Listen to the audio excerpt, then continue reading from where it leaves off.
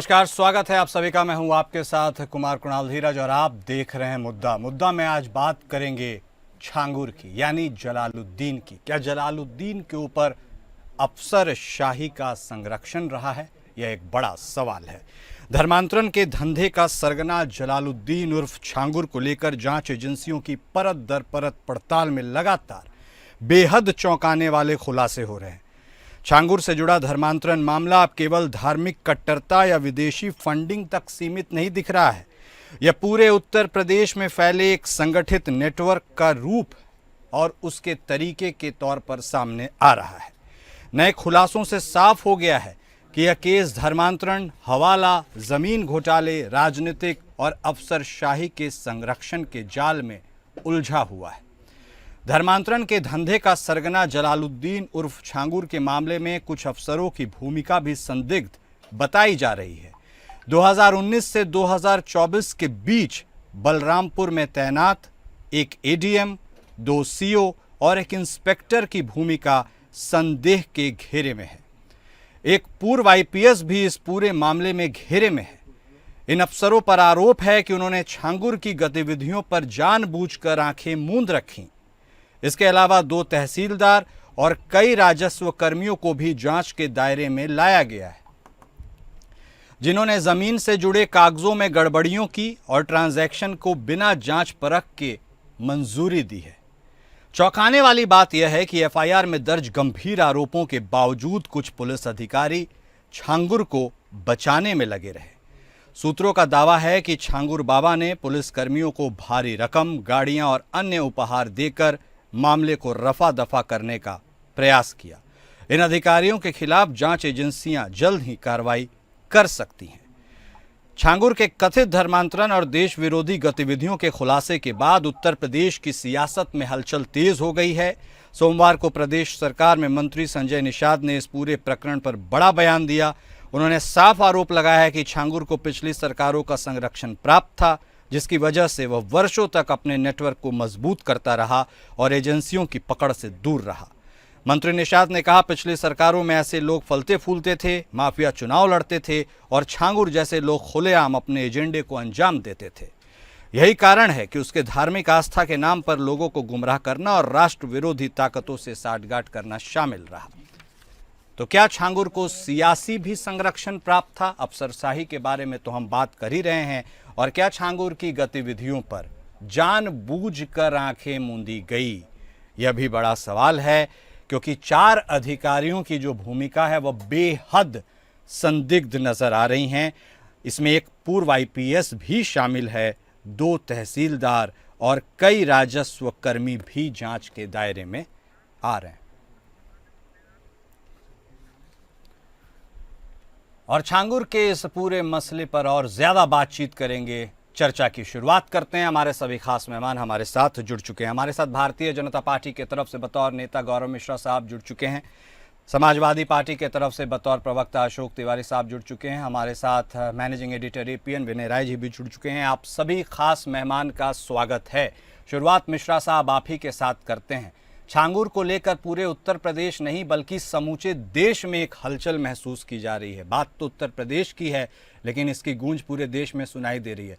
Sir, पहला simple सा सवाल है, आप पूर्ववर्ती सरकारों को तो कटघरे में खड़े करते हैं, ठीक है करिए, लेकिन पिछले 9-10 सालों में छांगुर को सबसे ज्यादा ताकत प्राप्त हुई है। और संयोग देखिए, ये 9 से 10 सालों में आप ही सरकार में थे। इस पर क्या कहेंगे सर?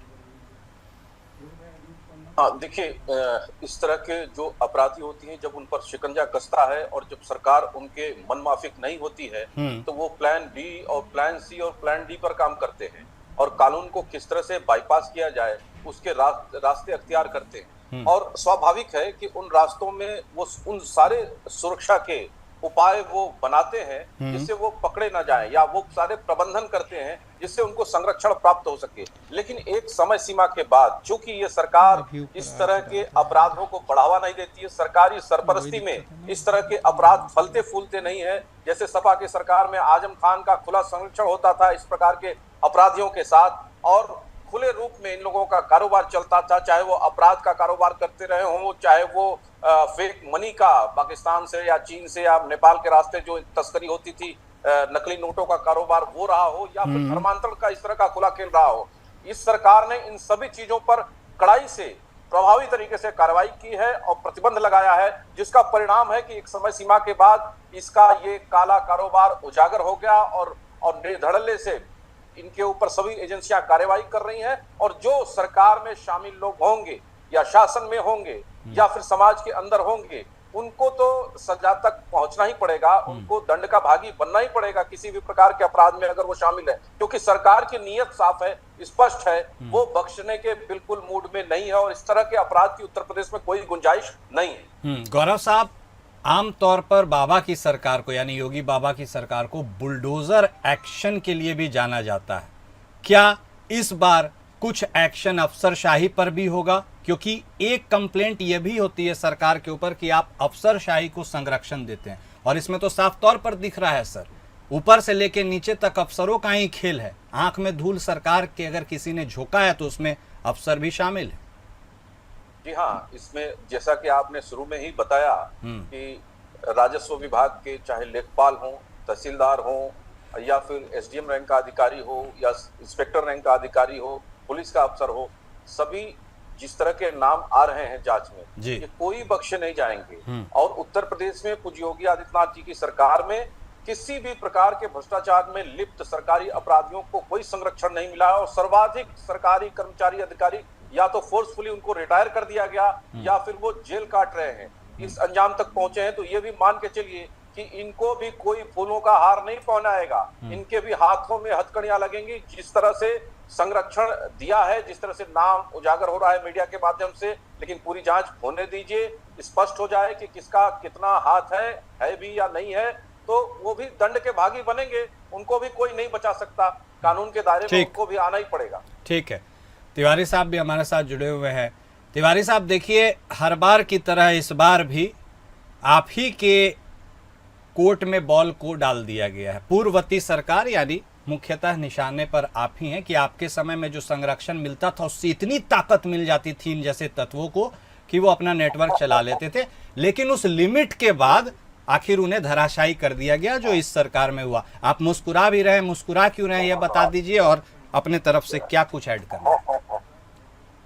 जी सर, देखिए, जनता इतनी बेवकूफ नहीं है कि जनता की आंखों में आप धूल झोंक देते हैं। जनता इतनी नासमझ है क्या? 2017 से आपकी सरकार है, 8 साल हो गए सरकार को आपके। इतने समय में लंबा वक्त होता है, एक टेन्योर बीत गया, दूसरा टेन्योर चल रहा है, वो भी आधा बीत गया। छोटी बात नहीं होती है ये सर। और ये जो फल फूल रहा है, पनप रहा है, ये भ्रष्टाचार अब तो जग जाहिर हो चुका है। अधिकारी निरंकुश क्यों है? अधिकारी तो विधायकों के भी नहीं सुनते हैं, अधिकारी तो यहाँ तक कि भाजपा के विधायकों के भी नहीं सुनते हैं। साफ स्पष्ट है, अधिकारी निरंकुश है, आज बेलगाम है। आज सरकार का अखबार या तो नहीं है या तो सरकार लिप्त है, या तो सरकार भ्रष्टाचार में लिप्त है, कमीशन लेती है सरकार, या सरकार का अखबार खत्म हो गया है। दो में से कुछ एक ही चीज है, दो के अलावा तीसरी बात नहीं आएगी। या तो सरकार का अखबार खत्म हो गया, सरकार फेल्योर हो गया, सरकार का फेल हो गई, सरकार फ्लॉप हो गई सरकार, या तो सरकार लिप्त है, मिली हुई है, जानती है, जान करके ही करा रही है। दो में से कुछ एक ही चीज है, और दोनों चीजें आज जनता को स्वीकार नहीं है। अगर आपका अखबार खत्म हो गया है, आपका शासन खत्म हो गया है, आपका भय खत्म हो गया है, अधिकारी निरंकुश हो गए हैं, तो भी आप गलत हैं।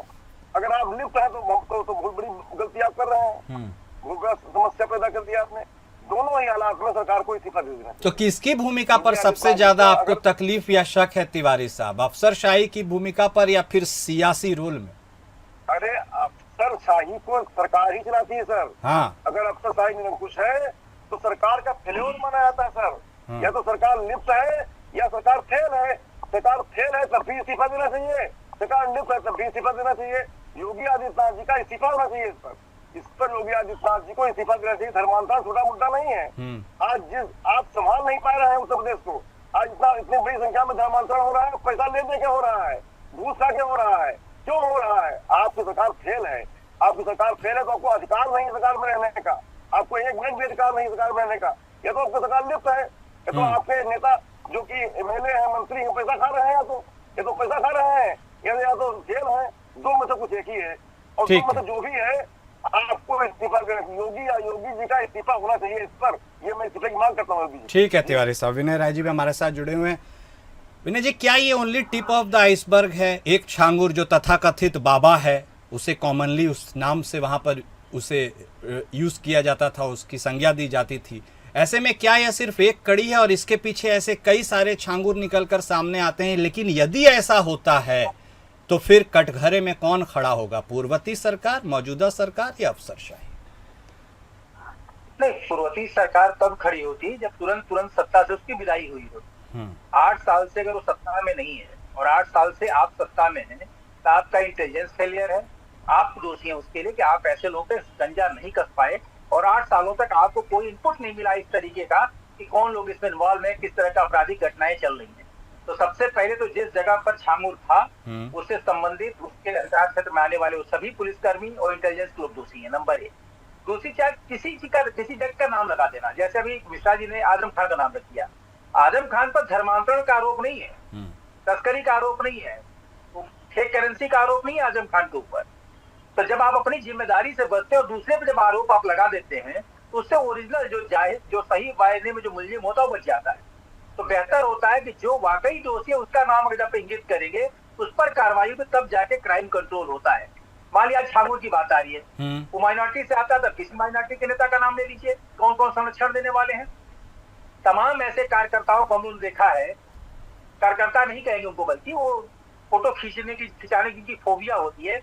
वो नेता से मिलने आते हैं, नेता के पीछे खड़े होते हैं, फोटो खिंच जाती है और जैसे किसी घटना में वो इन्वॉल्व होता है तत्काल वो फोटो वायरल होनी शुरू हो जाती है।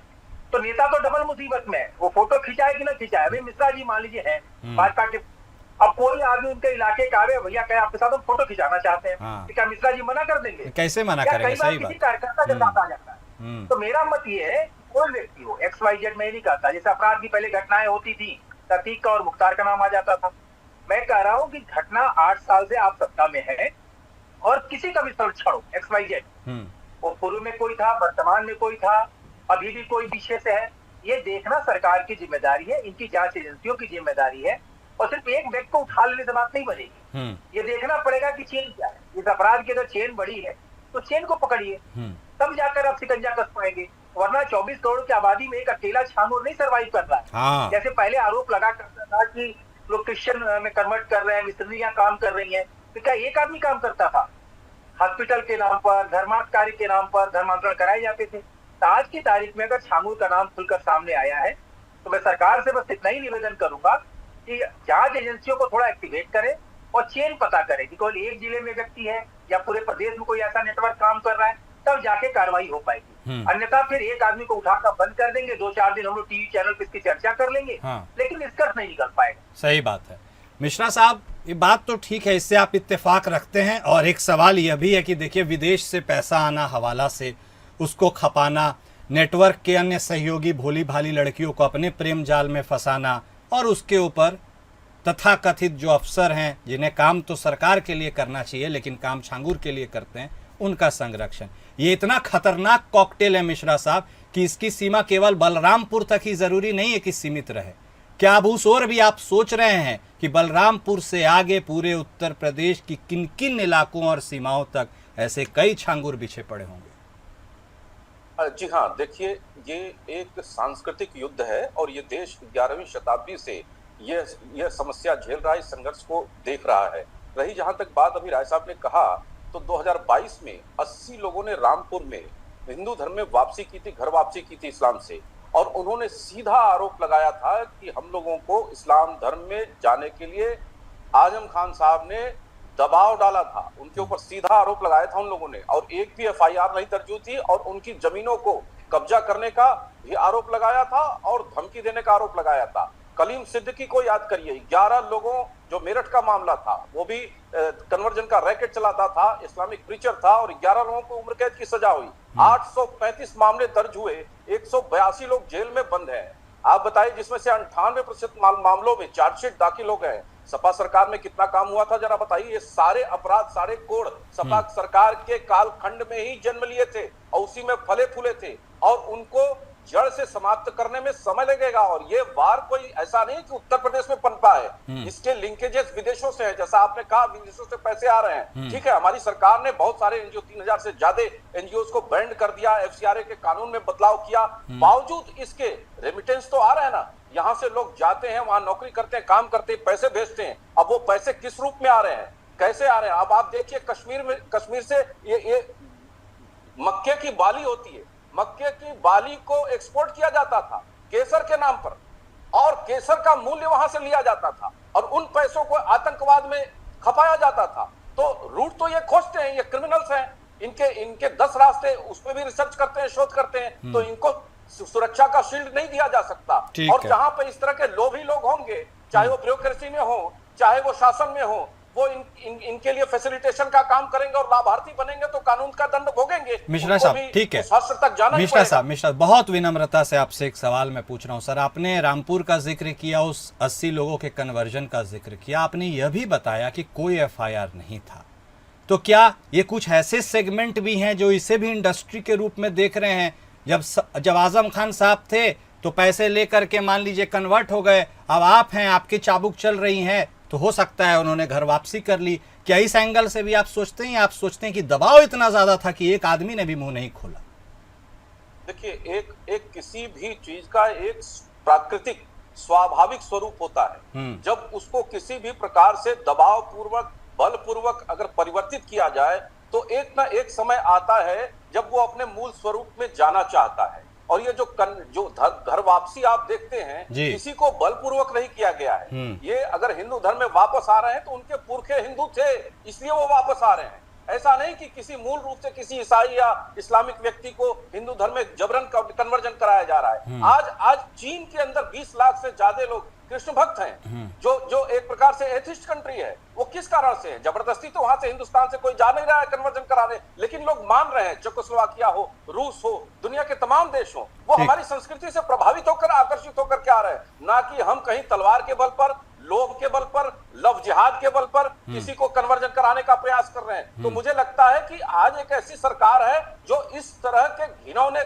कृत्य को रोक रही है, उस पर दंडात्मक कार्रवाई कर रही है, और ये एक लंबी प्रक्रिया है। आगे भी इस तरह के लोग पनपे में, उनके खिलाफ कार्रवाई होगी। ठीक है, कार्रवाई हो, यह भी बहुत जरूरी है। तिवारी साहब, देखिए, कौन सा मंत्र और हिप्नोटिज्म वाला फैक्टर आप रखते थे कि लोग आपके ऊपर बिना शिकायत के कन्वर्ट कर जाते थे, जिसके बारे में मिश्रा साहब कहा है, या फिर कौन सा दबाव आप डालते थे कि अब बेचैन होकर लोग 22 में घर वापसी कर रहे हैं? बात केवल रामपुर की नहीं, पूरे उत्तर प्रदेश की। बोलिए तिवारी साहब। देखिए सर, जो भी कह रहे हैं भाजपा के प्रवक्ता, वो अपनी बात कह सकते हैं, उनको कहने का अधिकार है। जनता निर्णायक होती है। 8 साल में जो इन्होंने घिनौना कृत्य किया है, 8 साल, इस समय 17 सरकार है इनकी, क्या बात करते हैं? आजम खान का माला कब तक जपेंगे?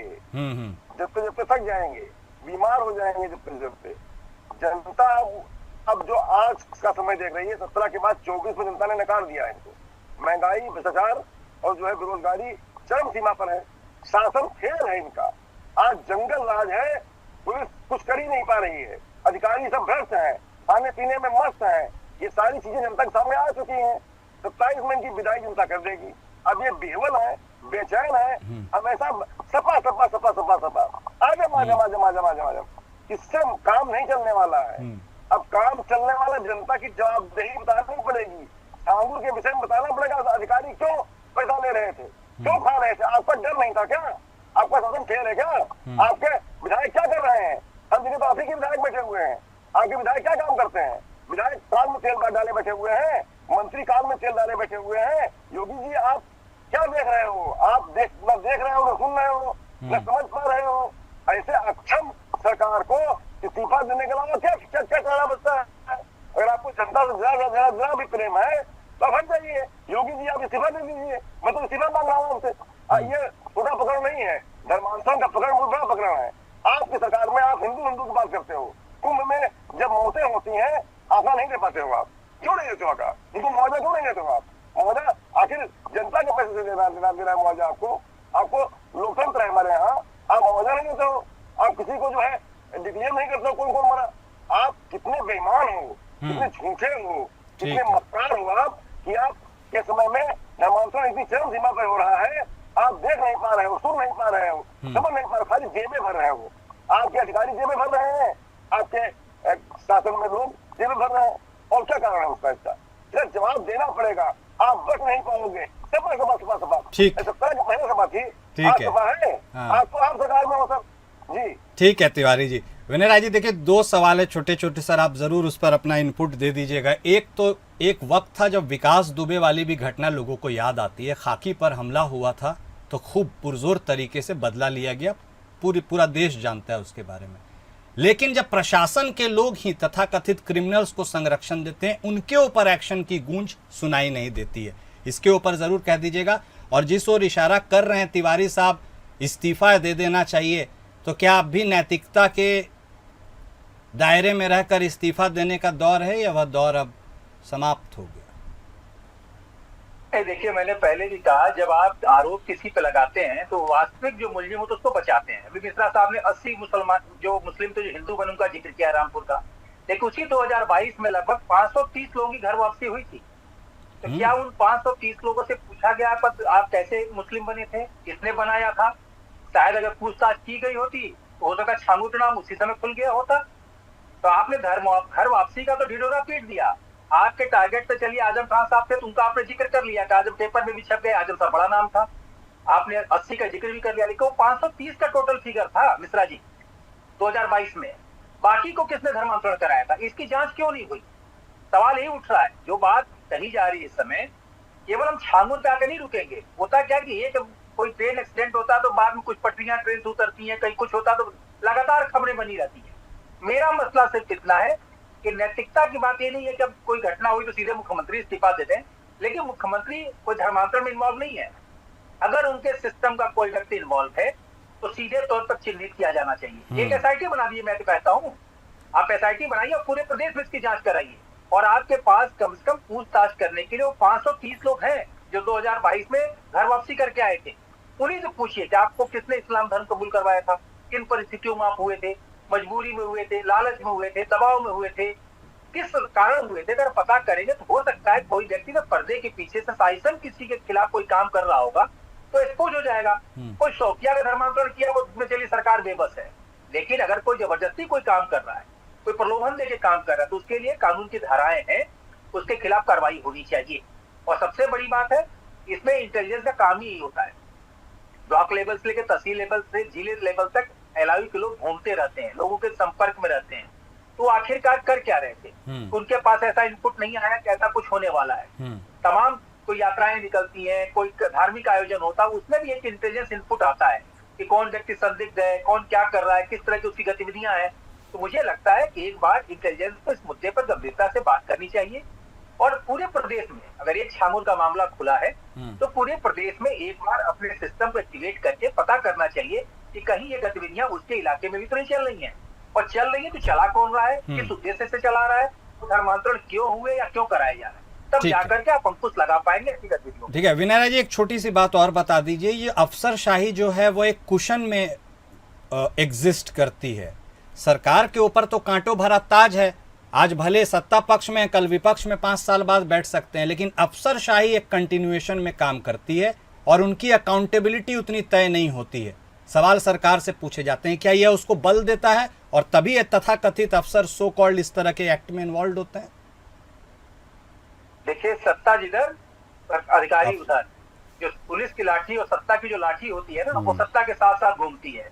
अब पुरानी एक कहावत कही जाती है कि विपक्ष में जब नेता थे तो लाठी चार्ज में पुलिस वाले ने उनको लाठी बरसा के तोड़ दिया, और जब वो सत्ता में आए तो उन्होंने कहा भाई तुमने तो मेरे को लाठी बरसाई थी, तो क्या सरकार हम बताइए किसको तोड़नी है उसको तोड़ देते हैं। उस समय सत्ता मोह थे, उन्होंने कहा आपको मार दो, और आप कहिए जिसको मारना उसको मैं मार देता हूँ। तो अधिकारियों का क्लियर फंडा है, सत्ता जिसकी रहेगी उसके साथ तो सलामी बजाते घूमेंगे, वो कोई न कोई रिश्ते नाते कार्यकर्ता पकड़ के अपनी पैरवी कराएंगे, अपनी पोस्टिंग करा लेंगे और फिर मलाई खाते रहेंगे।